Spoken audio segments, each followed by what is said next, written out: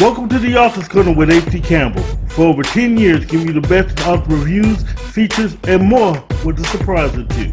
All for you, the author. Now kick off your shoes and enjoy the show with your host, me, author H.D. Campbell.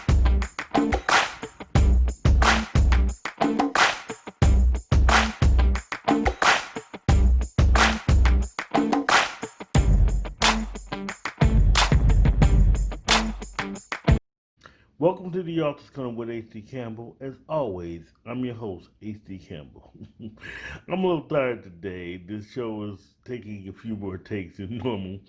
That's only because there's so much going on. God has blessed us with so many good shows, new books, new experiences. I mean, H.D. Campbell Productions is doing so much. I want to thank my team, my clients, my readers, my clients' readers, everyone who's working hard to make us successful. So, shouts out to you if you all of those who had a part in it. I want to make an announcement. Start off the show with an announcement before I get to the authors. J. Elliott Howard is going to be part of a book fair, a cavalcade of authors, this Saturday, September 26th. There's going to be a whole lot of authors. You get to meet them. You get to know more about their books. There's a whole lot of things. It's hosted by Queen Clem, and it's going to be a great event. So stay tuned as time goes in, and we'll talk more about it. Now, back to the show. We're going to go from the Philippines to Chicago. We're going to start with the Philippines with author J.M. Gasilla Barrios. She's going to talk about her new book, Chasing Time. We're going to talk about writing, inspiration, and the whole 9 yards. Then we'll come back to Chicago to talk to my brother, James Gordon. Brother, how many times have you been on my show? Man, every time this brother brings it, we're going to talk about acting. We're going to talk about his poetry. We're going to talk about a whole lot of stuff, including why you should never let them cut your hair. But it's gonna be a great show. So when we come back, we're gonna have J.M. Gasilla Barrios. Do you need editing and formatting services for your manuscript or document? Go to HD Campbell Productions, who will offer professional services and reasonable prices. For more information, call HD Campbell at 314-265-9169, or you can send him an email at hdcampbell3@msn.com. Let HD Campbell be your editor. As always, let your writing fuel your spirit.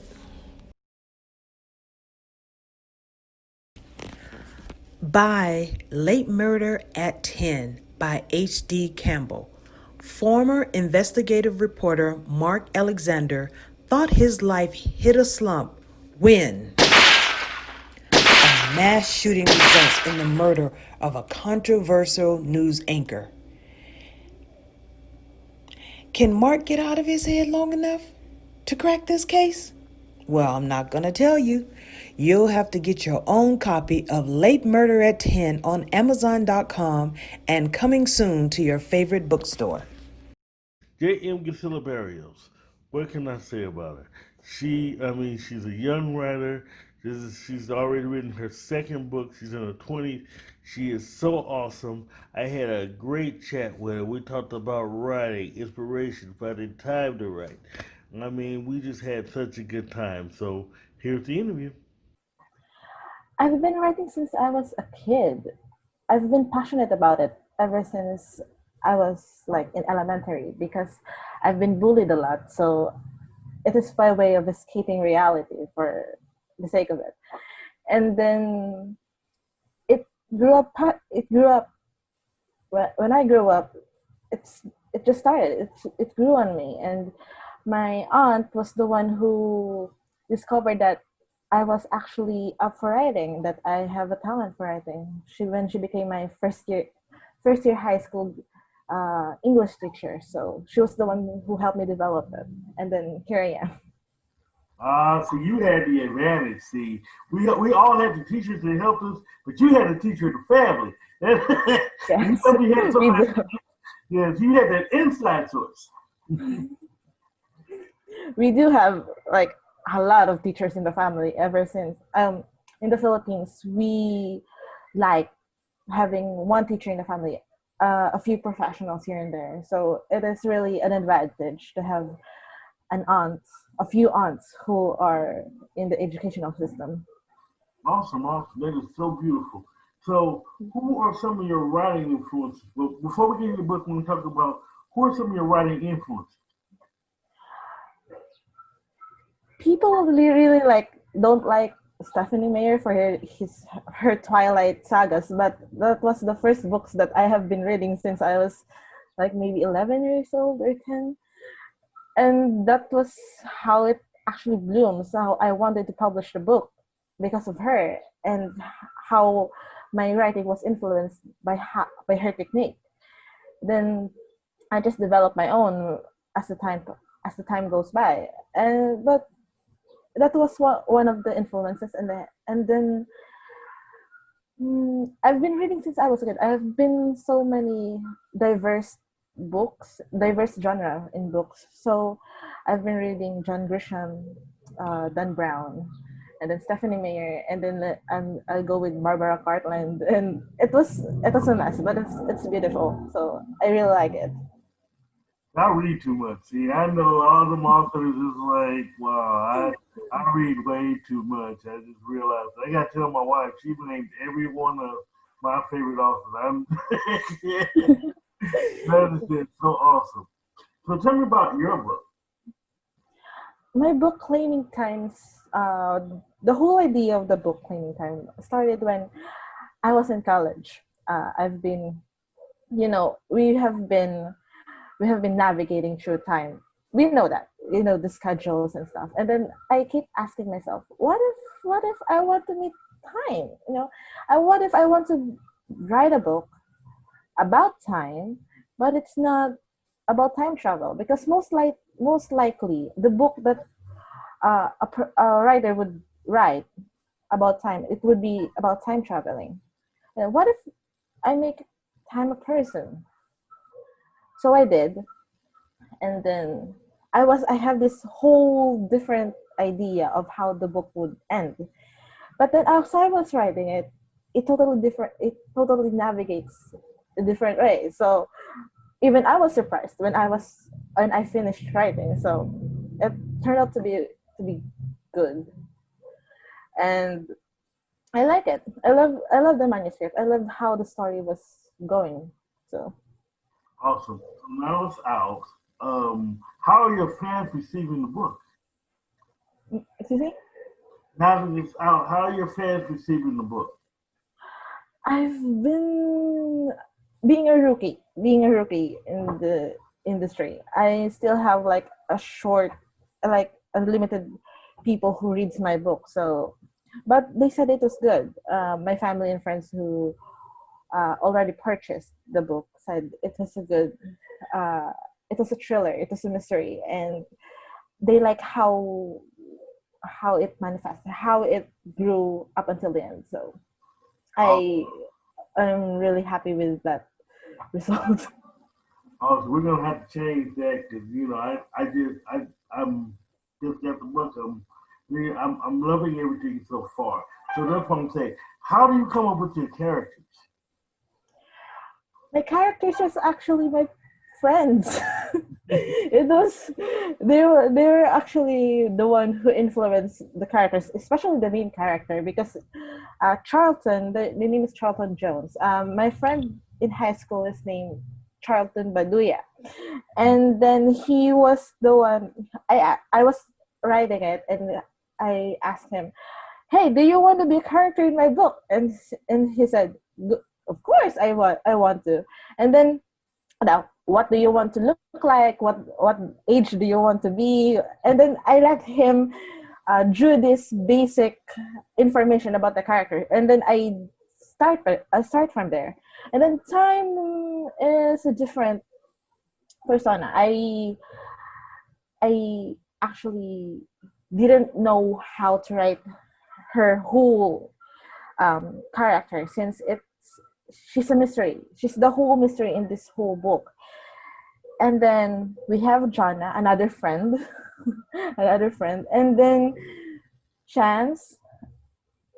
Chance is an imaginary writer, imaginary character. So I was the one who write about it, and then Syra is actually my cousin, and then I drew it from there. So it was actually really funny as I was writing the characters, but I don't know, it ended up okay. So I'm glad that happened.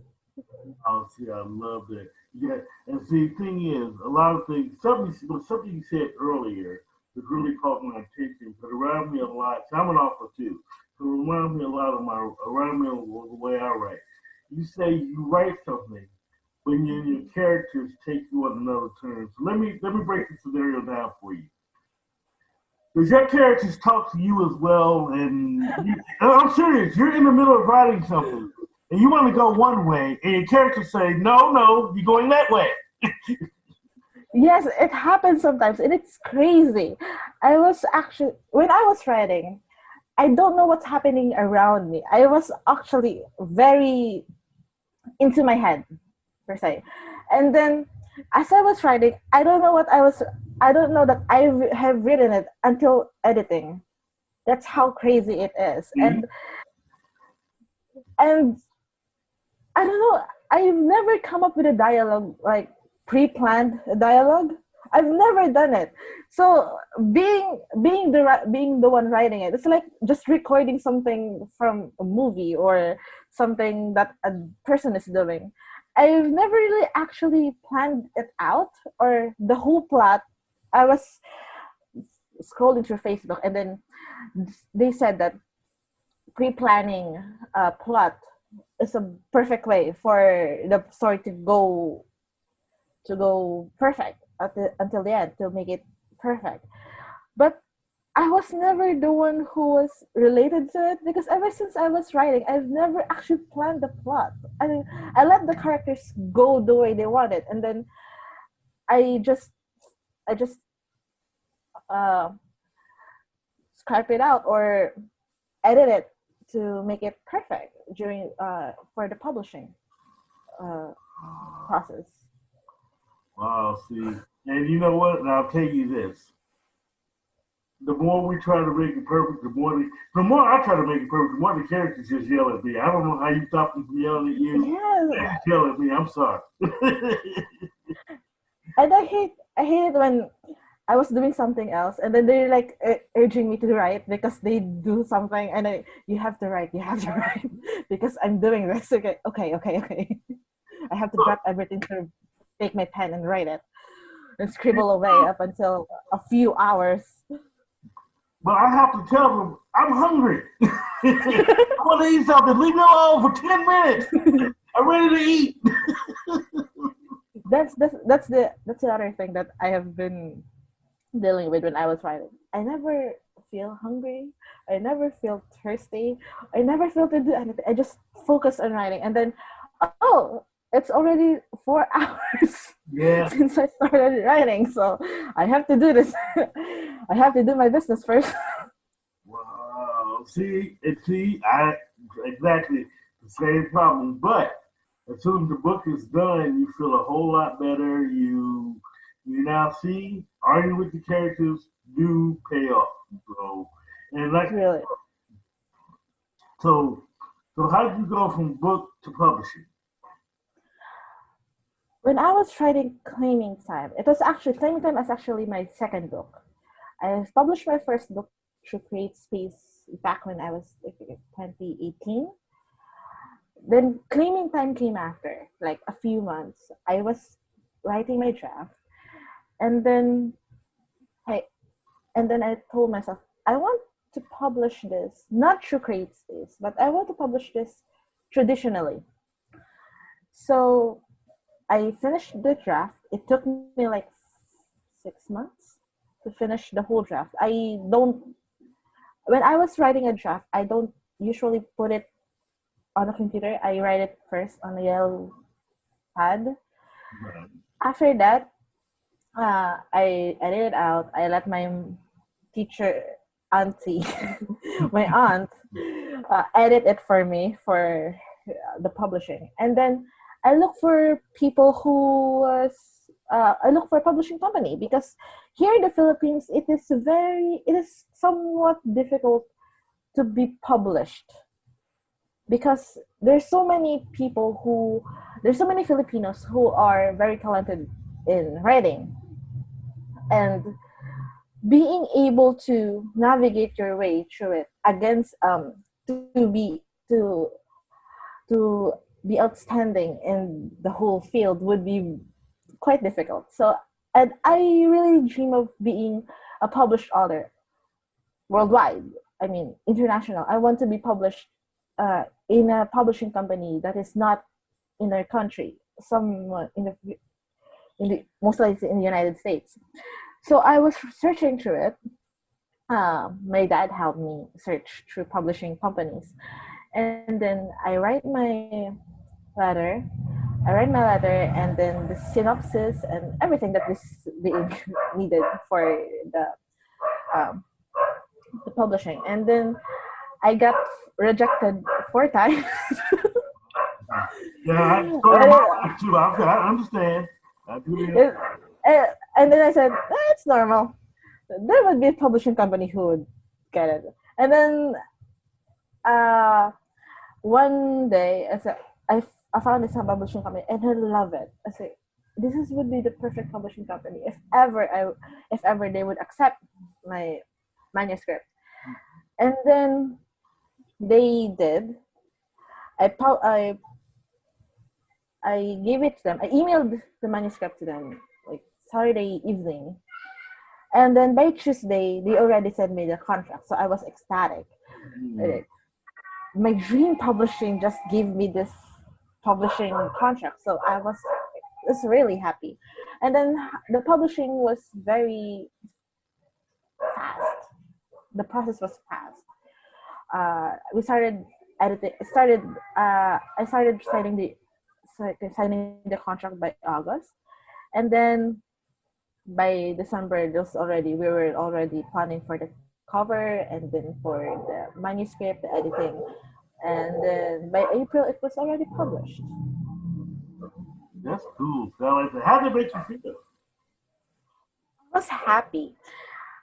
Really, I was talking through email with my publishing with the publisher, and then uh, the moment that they said that your book was already up in the was already up in Amazon. So like, really?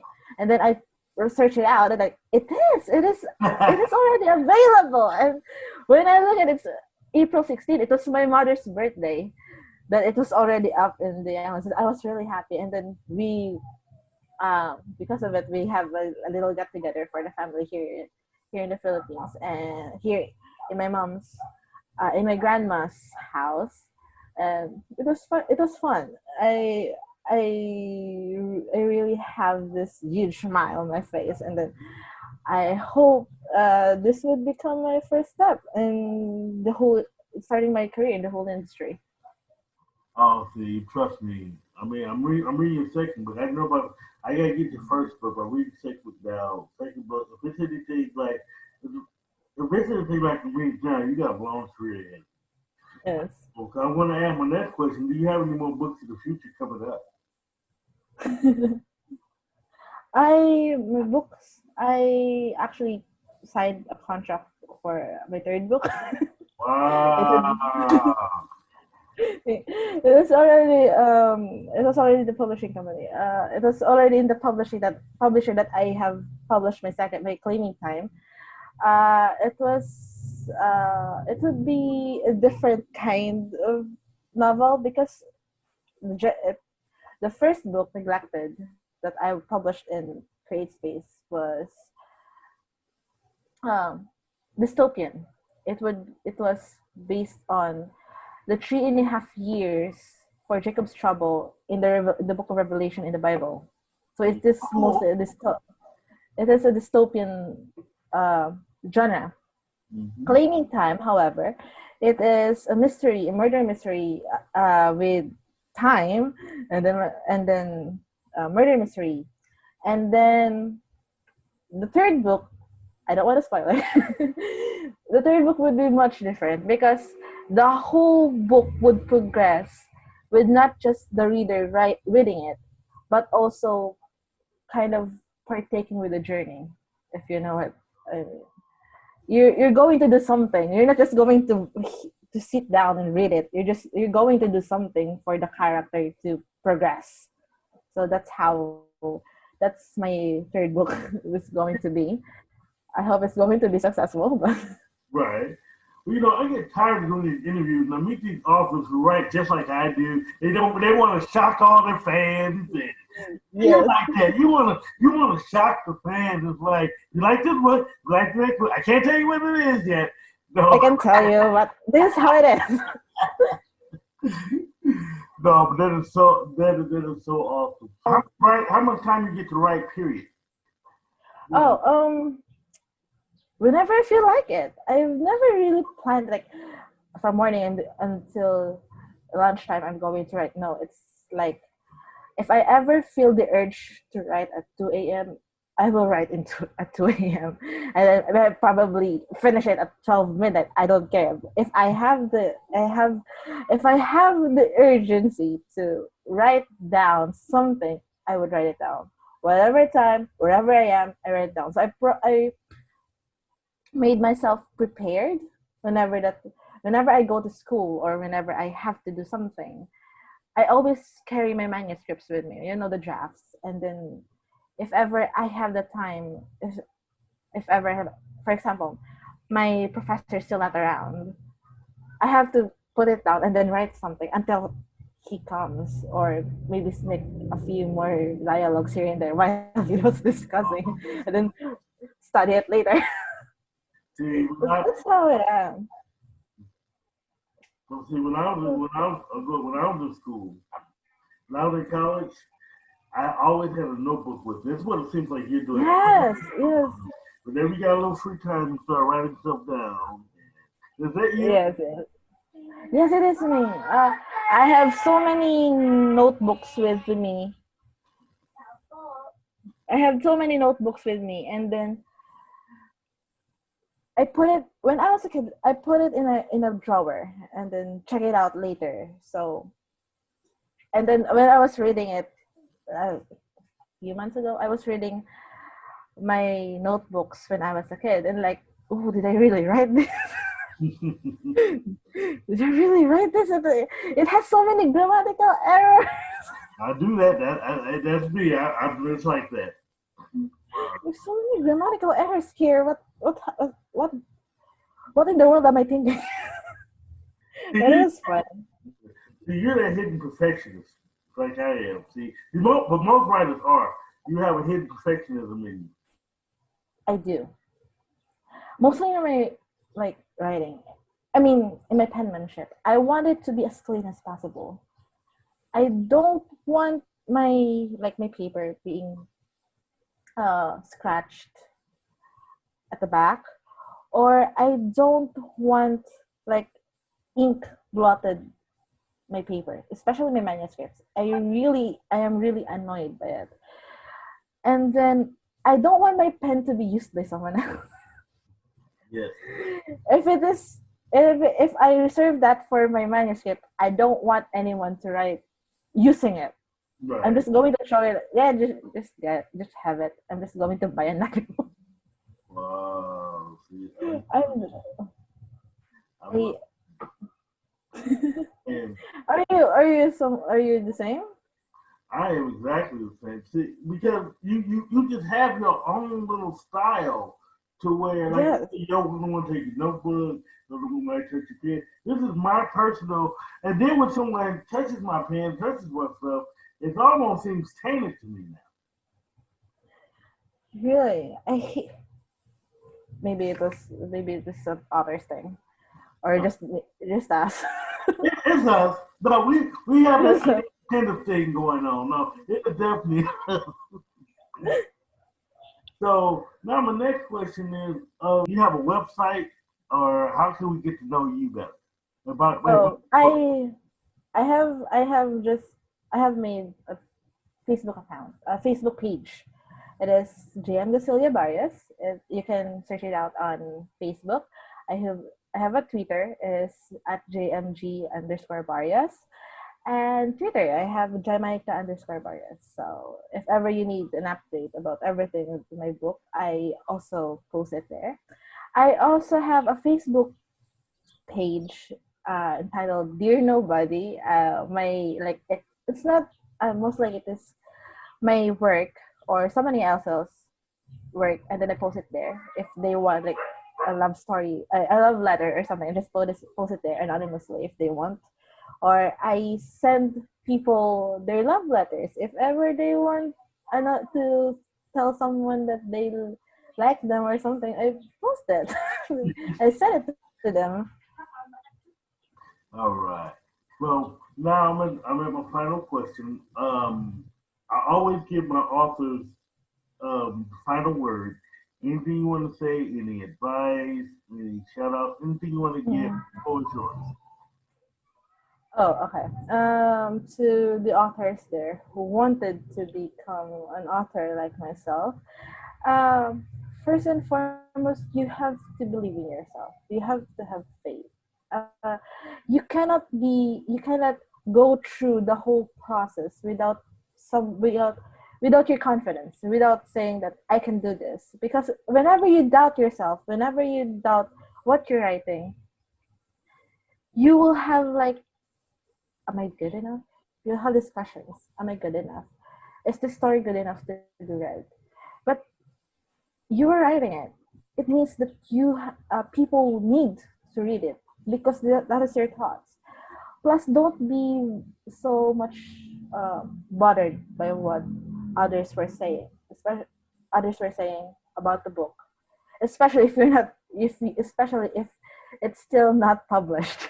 If it's still not, if it, oh, I was I was watching so many book reviews, and then I was like, my book was that, was this, my book was like that. Will people love it? And then yeah, they will. It was published. It's up to them if they will or not. Right. So my advice for them is be confident, have faith, and be strong through the whole process because it's not going to be easy, but it would be fun. Plus, it would make you grow. Accept the critics. Not avoid. Ignore. Ignore if ever there are negative comments that is not helping through your development in writing. And then that's it. Have fun. Writing is fun. You don't have to be so uptight when it comes to writing. It's your voice. It's your thoughts. You just have to write it. Not everyone will know what how you feel. So have fun. You can always check out her book on Amazon and wherever her books are sold. And she's also going to be expanding here soon into different bookstores and things like that. So stay tuned for that. Also, you can check out our Facebook page and a few other places. And if you need help to get to the links, you can always log on to my website at htcameron3.com. So when we come back, we're going to talk about the Yak Pack and more with James Gordon. Do you need editing and formatting services, promotion, or do you need a press kit? Let HD Campbell Productions put together a package to suit your needs. Let us handle your promotion, editing, press kits, photography service, and a lot more. We even do custom videos and videography. To learn more, log on to www.hdcampbell3.com or email us at hdcampbell3@msn.com for a free brochure. You can also contact us on Facebook, Twitter, Instagram, Pinterest, and LinkedIn. We guarantee professional services at reasonable prices. Check us out, and as always, let your writing fuel your spirit. You know, even after 20 years, readers are still captivated with How to Lose a Black Woman. Now, in its second printing, follow the story of Bruce Williams. Shall I say, mild-mannered school teacher in search of love. Using social media, prayer, and a lot of trial and error, Bruce fights to learn what a true relationship is all about. Filled with original poetry by H.D. Campbell, it's a lesson from one young man's point of view. Buy How to Lose a Black Woman on Amazon, Barnes & Noble, Smashwords, in your favorite bookstore, and even on his website at www.hdcampbell3.com. And as always, let your writing fuel your spirit. Well, you don't need a bat signal to find this James Gordon. And yes, he is a Batman fan, so the reference still stands.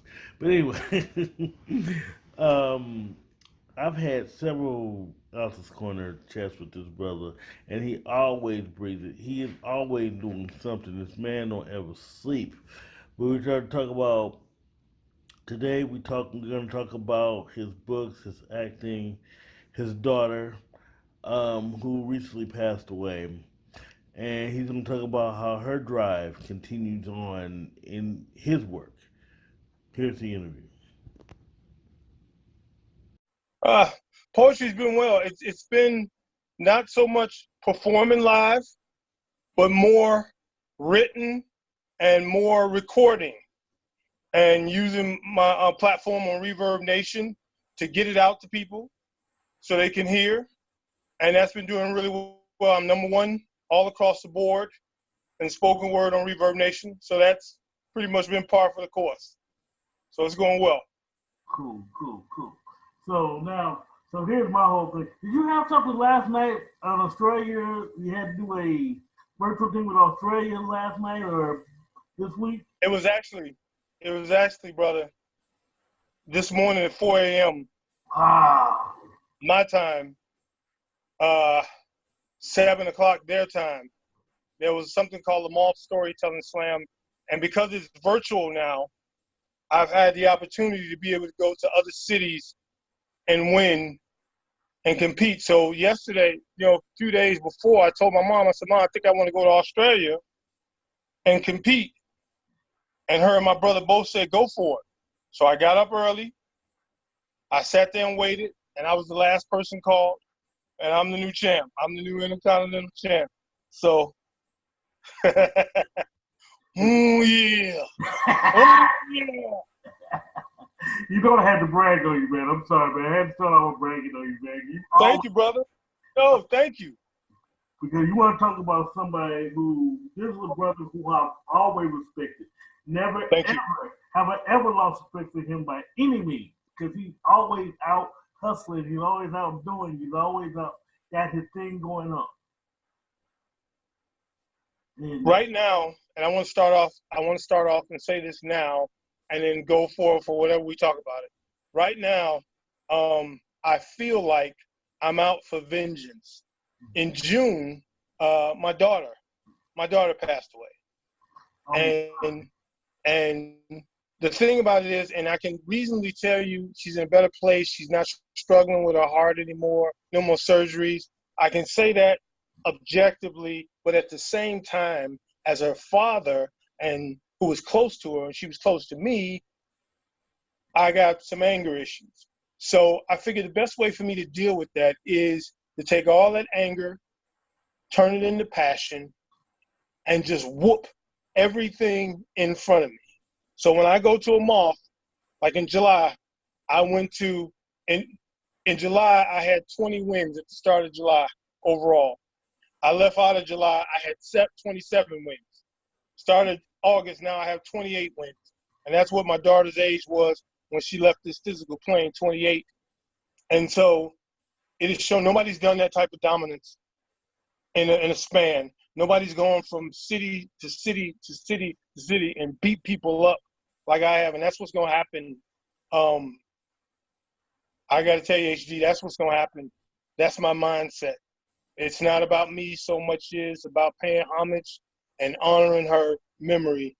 I'm going to go city to city, and in this case this morning, continent to continent, and I'm going to come into your place, and I'm going to beat your storytellers up. I'm going to kick butt writing poems and recording poems. I'm going to kick butt acting, all in on the Morgan Denise Livingston. I had to say that first. That had to be said. Thank you for letting me get that out. Let's get to it. Let's get to it. I'm amped up a bit now. So let's go ahead and woo! Let's go. Yeah, let's get to it, brother. Thank you so much for sharing. I mean, like I said, I'm sorry. So I'm sorry to hear that. Anything that we can do, Thank you. We got you. Thank you, brother. No, thank you so much. Thank you. Oh, we've been really fortunate. Let me just say this for anybody listening, pay attention. Well, so what I did was I came up with an idea. My daughter's a college graduate, high school graduate, obviously. And so I wanted to create something, again, to honor her. So I created the Morgan Denise Livingston Scholarship. It's for African-American female seniors who are going to an accredited accredited university, college, or trade school. And we want to provide them with a $1,000 scholarship to help with it. So far, a buddy of mine, he got his, from a bunch of people who have donated, a buddy of mine got his $10,000 loan, and he contributed $2,000. So we sit at $7,000. I've been putting my unemployment that I've been getting towards we're at $7,000 now. So the goal is to reach $10,000 so we can give it out to 10 different African-American young women who are striving to continue their education in one of those three forms. And there's some criteria, which I won't go into now because it's lengthy, but academics, of course, extracurricular, do you help out in your community? There are different things that go into receiving this scholarship. It's not real stringent, but it's not just a giveaway either. Right. You know what I mean? So that's something else we've been working on. I'm going to move a little forward here. Sure. Every time we've had several interviews, we talked about the poetry, but since then, you actually had a new passion, which is acting. How did you decide to switch gears to going to acting? Oh, that's so funny. Because I had switched to storytelling, and someone saw me tell a story about being bullied, and he said, "Hey, man, would you like to be in a movie?" And I blew it off. I was like, "Oh, man, I'm not an actor. You know what I'm saying? I'm a poet and stuff, whatever." He said, No. This would be right up your alley. Look at the script." So I looked at the script, and I was like, "Okay, I could do it." So it was in a movie called Persian Version. I played an FBI interrogator, and it was pretty cool. I had no clue how to learn lines, nothing. I've never taken an acting class, nothing. And so it was a cool experience. Right after that, another poet here in Chicago, David Damashlian, he says, and you've seen him in movies, you probably didn't know it right off, or you watch The Flash, he was one of the villains on The Flash, and I'm trying to remember, was it Abracadabra? I think he was Abracadabra on The Flash. So too, I'll look that up because I watched The Flash. It's cool. Okay. Me too, I love The Flash. And in the Ant-Man movies, he was in both Ant-Man movies. He was one of the crew. He had the European accent. So it was his movie about his life. And I got a role in that. And that wound up going to HBO, not HBO, Showtime in the movie channel. And he says to me, he says, "Jimmy, you ever think about acting?" I'm like, "Dude, no, man, I ain't never thought about no acting. Come on." He said, "No, bro, you should try it." I said, "All right, maybe." So I started doing background work. I did background for a few years. Hey, and it was a good experience, meeting people, being on set with quote unquote actors and celebrities and such. And just being in the atmosphere, something I never thought I would do. And then it hit me. Like I did a couple of films. Like I said, I'm green. I'm real green. I have no clue. My instincts are the only thing carrying me. And so I started doing a couple films, and then I got a couple commercials, and then I wound up on Steve Harvey's show with Megan Good and her husband, Devon Franklin. And then right after that, I did another movie. And then I got an agent. And then I started in commercials and doing plays and stuff. And then, boom, I got my role on Chicago Fire. Now, wait a minute. Before we go there, I'm letting everybody know, do not let this brother cut your hair. If you want to talk about Chicago Fire, do not let this guy, he knows what I'm talking about. I do. I do. I love that. I system. do. I loved it. I really did. Oh my God. Everybody still reels me about that too. And the reference that HG is making is to season 6, episode 20 of Chicago Fire, where I played Andy the Barber, aka the Southside Butcher, and I cut a guy's ear off. So it was hilarious to be on set and do that and see that happen and what have you. But yeah, and so now it's my thing. I'm a reoccurring role on Amazon's The G as Officer Smiley. I'm the best dressed detective on Amazon. And this season 3, I really go up a notch. This is some Emmy winning stuff, season 3 that we're doing. And we're just getting it in. I've been in a few plays. Also, man, I'm so glad we're talking. There's a web series I'm in. It's called Untitled 2, and I play GPA. I do a poem, and then I do some acting. So this episode, this week, and next, so I'll make sure I post that for people to see. There are a number of things I'm involved in. Clarity, which is another web series. There are a few movies. It's just, hey, I have a few commercials running that you've probably seen. YMCA, All Bank, Americash Loans. You've probably seen them if you watch Family Feud or something like that. So I'm in it, man. I mean, once I'm one of those people that believe if I'm gonna do something, let me be the best at it and let me get paid well from it. So here we are. That's what we doing. I'll tell you what, you were very hard working. I see you all the time. Every time I see you, like I said, and thank you for the suggestions, by the way, because my wife and I are always looking for something to binge watch. And I'm a huge fan of yours anyway. Thank you, brother. Thank you. I appreciate you, though, that is not a problem. So, through all these years, you have not slowed down yet. When do you ever rest? I take naps. One of the things that naps are so underrated. I take naps because it's necessary. I don't sleep much. Like last night, wasn't a lot of sleep at all because I had to be up. But I'm here. And one of the things I learned from my daughter is that despite her dealing with her issues with her heart throughout her entire life, she didn't stop doing stuff. She didn't stop learning and getting her education. She didn't stop helping people. That was a big thing. She loved to help people. She didn't stop working. She would work 2 or 3 jobs at a time until she got a degree. She never stopped. And so I figured, looking at her 28 years on this planet and then looking at this here, I have no choice but to go. You gotta go. You're here. Why not make a dent? Why not make some sort of impact? If not on your own, if not just on your own life, somebody else is watching you. Somebody who may need some inspiration, and they see you in your life and like, hey, I'm inspired. I've heard people, and it's awesome when people tell me, hey, James, you really inspire me. Especially during this period, people message me, I don't know how you are still going. I don't know, this, that, another. But you gotta, because nothing's given to you, especially people wearing this skin. Nothing's given to you. You got to go get. You have to have some go-get about you. Otherwise, you're just sitting there watching and applauding for other people, and that's fine. Yeah. But why not applaud for other people while you're doing the same thing yourself or doing just as well yourself? That's what I think. So I'm just gonna go. Well, that actually will be my next question. How are things doing the pandemic with you? Is there, any shows taping right now, or is there anything that you can do acting-wise right now? The funny thing, the good question. The thing about the G, we're checked every time we come on set, and it's not a lot of people on set. There may be people like watching, like this past weekend, because Antoine McKay, who plays Bunky on Empire, he's now in the scene with me. Thanks, boss. Right there.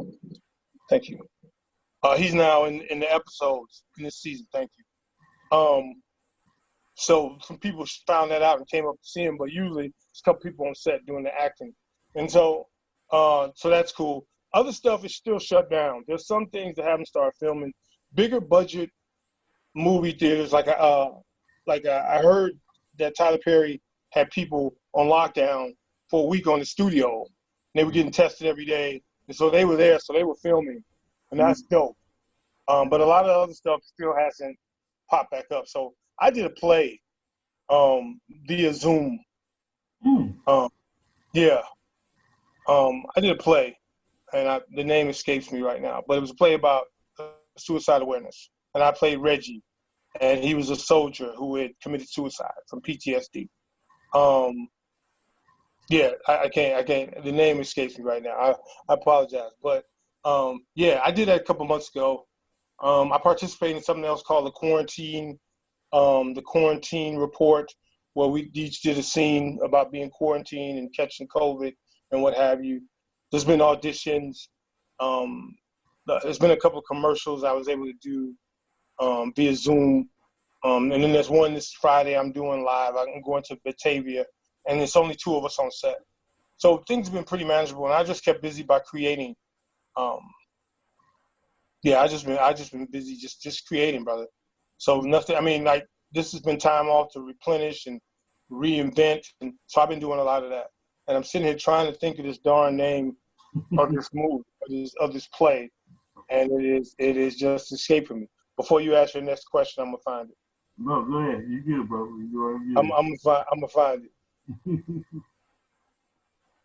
I'm gonna find the movie. Go ahead and ask your question while I'm doing this. I apologize, everybody. Oh no. You have nothing. You have nothing to apologize about. I hate when I can't remember stuff. Oh no, you're fine. I really love the support system that you created. You call the Act Pack. Act Pack, baby. Yeah. Explain to me the origins of the Act Pack. It started with myself, Herbert Harper Jr., Angel Simmons, and Gus Taylor. Us all being friends, and Gus is my brother, my blood brother. We're best friends, and we're just pals. All of us met each other, and we just started hanging out. And we were hanging out, not doing the acting. We were just hanging out. We'd help each other with scripts, wherever we were hanging out. And then all of a sudden, we say, hey, this is bigger than us. So we started bringing members in. We started starting blue chippers, because just bringing members in wasn't working, because people sometimes feel entitled. So if they earn it, then they feel like more they're a part of it. And so we're 25 now, 25 strong members, and it's working darn good. And the whole purpose of Act Pack is to support each other. Like, if somebody has a book, we purchase the book. Somebody knows you can't purchase the book, we share the post with the book. You write a review. You do all these things that you want people to do, you ask people to do, but it's instinctive for us. It's becoming instinctive for us, and we don't let up. We don't let up with it. We are relentless with it. We tag each other in posts and share each other's posts and comment and short. And these things are support. Support isn't just like you buy a ticket somewhere and you show up, you buy a book or something. It's just not the dollar.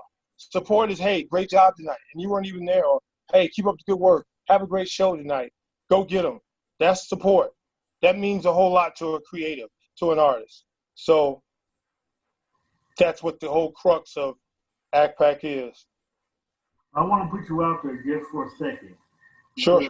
Today, we had a conversation. We were confirming this interview. Right. And you were sharing one of your friends. She has a cook with us about publish tomorrow. And right. I asked about her, and about 5 or 10 minutes after that conversation, she's inboxing me. Set up an interview. And when I talk about this brother and support, this is the type of support I'm talking about.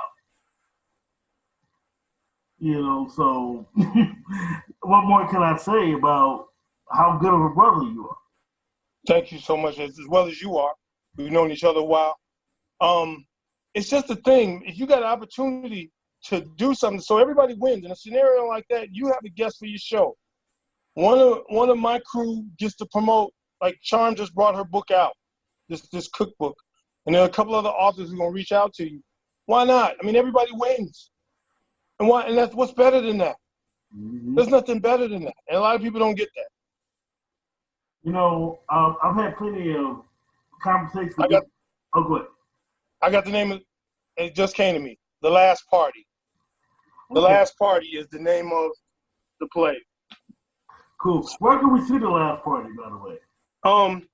We got to do a redo because we did it on Zoom, and the first recording didn't go exactly like we needed it to. Okay. So we got to do a redo for it to be ready. Okay. So, and as soon as it is, I'll get it posted to you. Awesome. Thank you very much. My next question to you is, I've had conversations with many, over the years, we've been in this business for a minute now, a long minute. Yes. I've had conversations with new authors and seasoned authors about the same attitude that you're talking about right now. We all win, but you still have people that's been in the game longer than we have, and they're still competing. What do you say? Yeah. What do you say about that? I mean, people have to do it how they have to do it. You can put out all the positive messages and energy you can. Some people just feel as though, like, if they help somebody else, they're taking away from themselves. If they show somebody some love, they're taking less love from themselves. And, like, hey, it doesn't work like that. Like, if now, let me be quite honest. If there's somebody in myself and we aren't particularly friendly or cool, yeah, I'm not for that. That's a different dynamic. Right. But like right here, people just don't get that. They're so out for themselves that they don't realize they can win by helping somebody else win. Now, truth be told, if you help somebody else and they don't help you, well, that's a lesson there. You did good and it wasn't returned to you, you leave it alone. But a lot of times people will come on and they say, hey, let me do this, let me help this, let me do that. Mm-hmm. So yeah. And that's why Act Pack is so important. That's why it's so important. See, I've been telling people, and I didn't realize this until I started this season. I've been doing this show for 10 years. And the purpose of the show is to help other, I'm an author, but I like to push other authors. Because we all can get there, we all can get there to the top. Especially with our skin color. We really should be fighting. We really should actually be pushing to get ourselves up there all the time. All the time. So, yeah. Like I say, you got to, but see, you had that down very early, which I'm so proud. Which I'm so proud about that. Thank you, brother. You know what? As probably you are, I'm a comic book guy. I'm also a wrestling guy. Mm-hmm. So very rarely does someone win by themselves, even villains. Very rarely. So you've got the Justice League, you got the Legion of Doom, you've got the Avengers, you got the Justice Society, you've got X-Men, you got these conglomerate of talent of people for one purpose. That can work in real life. Mm-hmm. So no one, like you say, no one can do it alone. You need a team. Yeah, always. It sure helps. So I remember doing it by myself. So right. Yeah. So even here, a lot of people think that this is just me, but I actually have 2 other people on my team. Nice. Who help me get the show out, who help me voice stuff, I have so again, can't do it alone. Right. So my next question to you is, I know there's COVID-19, but is there anything coming up that we need to know about? Listen, season 3 of Amazon's The G. Just be ready. If you got Amazon Prime, you can watch it on Amazon Prime for free. We're finishing up the episodes, and Brandon Bowens, who created The G, he's going to upload all the episodes at once. Oh, okay. He's going to just throw them to you at once. And when it's uploaded, you can sit there and binge this season, and it's explosive. It's intense. In my opinion, out of the 3 seasons, I've been in all 3 seasons. This season is just really hard-nosed, hard-hitting. It's crime. It's crime solving. It's cops. It's crooks. Oh man, it's everything. It's sexy. There's some sexy in there this season too. Right. It's a lot of stuff. Yeah, it's music. It's a lot of stuff going on this season that just makes it amazing. Awesomely amazing, as Jazara Bradley likes to say. Awesomely amazing. Man, now you name some people I name some more people I know, which is awesome. Well, Yeah. my next question is for us to get to know you. What are some stuff that you in that we can actually catch? Like I said, I didn't see you from everywhere from security guard at Empire to Jimmy the Barber to some of your old stuff. Where can we catch you in some past things? Um, there are a couple movies, there are a couple student films I did that were just me, and they're on YouTube. Um, Dead in Blues and The Dumping Ground. That's some great work I did with student films from Columbia and Columbia Flashpoint. Um, there's the Untitled 2 season 2 I'm on. Those episodes are going to be up on YouTube and Amazon Prime. There's of course seasons 1 and 2 of Amazon's The G. You can find me. I'm not hard to find. You know, you want to check me out? I got my own. If you want to look at some of my poetry, you can go to Reverb Nation and go to Greatest Poet Alive.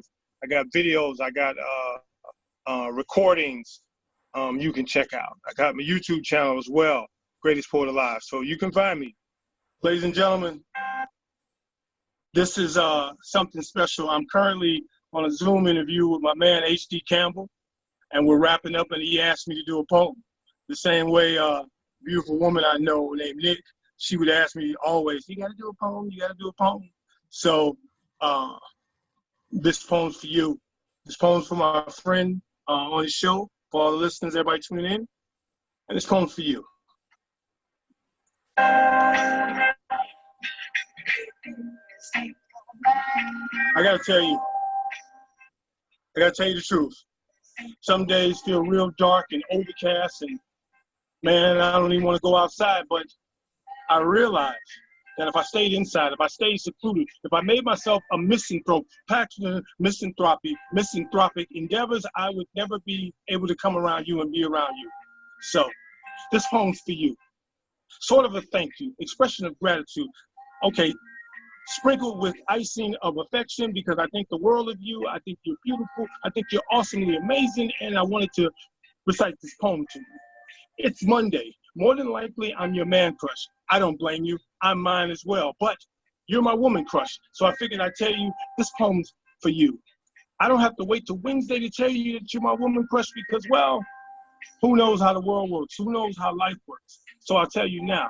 I think of you often. I think of you more frequent than often. I think of you with the frequency that's more often than often. I hope that makes sense. I hope that's not overkill. I just want to let you know that, well, you got a place on my mind. All of it. Underneath the ball head. Before, after, middle thoughts. Come out of my speech, because this poem is for you. Sitting here kicking it with my man H.D. Campbell. You probably figured out this is off the top of my head. Never been written, never been said, and it'll probably be never written or said again, so capture it in time, because I wanted to recite this poem for you because you're special.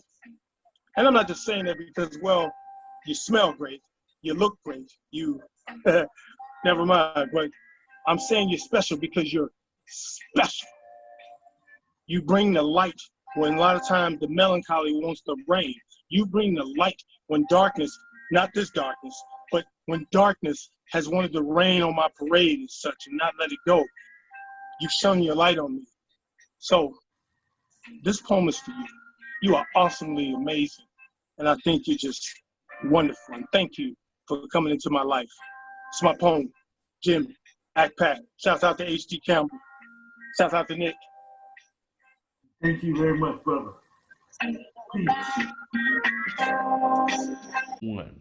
For those who didn't know, that poem he did, he actually did on Facebook Live. If you go back to his page, when we were taping the interview, he actually did it off Facebook Live at the same time we were taping it. That's how bad the brother is. That's how cool he is. I mean, I hope he never gets tired of me. That's all I'm saying. So, but to learn more about him, go to his Facebook page, and like I say, you can always log on to my webpage if you also want to learn more. So when we come back, we're gonna have AC 2 cents. But first, let's find out who's next on the Author's Corner.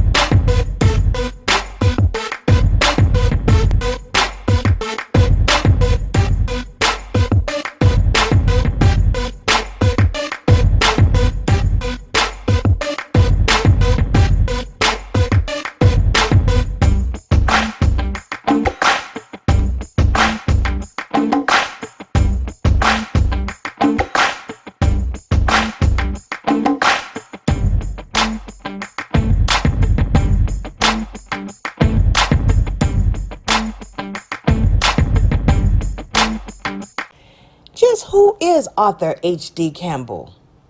He's the multi-gene author who can take you on several trips at once.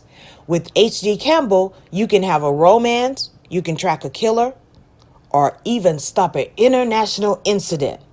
For 30 years and still writing, H.D. Campbell will take you on trips you've never been before. Learn more about him by logging on to hdcampbell3.com or check him out on Facebook, Twitter, Instagram, Pinterest, and LinkedIn. Read his rewrites of How to Lose a Black Woman and Late Murder at 10 with a new title coming soon. And as always, let your writing fuel your spirit. Coming soon, the second printing of the Sergeant Wise Guy Chronicles, reintroducing you to a special agent, Sergeant Wise Guy, the government's top strategics and agent with a very sarcastic tongue. A former ranger, he heads up a team of specialists taking care of missions too big or too messy or other agents don't want to handle. His first mission takes him to Paris, where a stolen Cold War nuclear warhead was discovered. While discovering the warhead's origin, a lost dead love resurfaces. Can Sergeant Wise Guy resolve both before the secret plans for the warhead is complete? Well, check out the second printing of the Sergeant Wise Guy Chronicles, coming soon.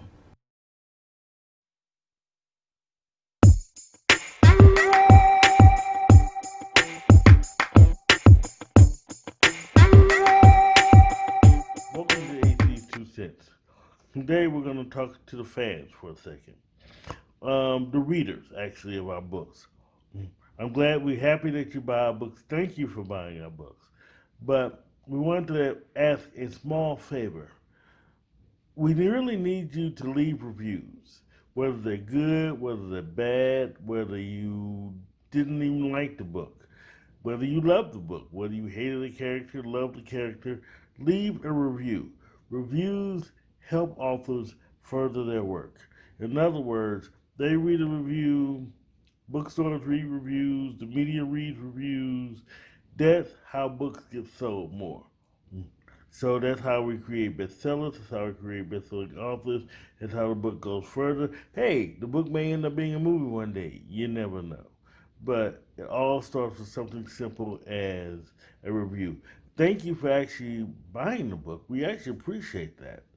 But I mean, even at least taking a picture with the book, just to show that you bought it or something, that actually really does help authors as well. So there's like little things more than just dropping money that you can do to help out an author, especially an author who writes good books but is struggling, things like that. Because it's just those little things that you can do to help. And then a lot of us keep our Facebook pages open where we're open and we're always communicative. And you can come to us and you can actually talk to us. We're interactive, which is so great. So please leave a review. It will definitely help us out. That's the author's corner. Stay tuned next week when we have two more amazing authors. I'm going to get some sleep myself. Got a big week ahead of me. Actually, it's going to be a big month. Before the end of the year, we're going to publish at least 3 or 4 more books. So stay tuned for that. Peace. Please take care of each other. Let your writing fuel your spirit. God bless and be safe. Thank you.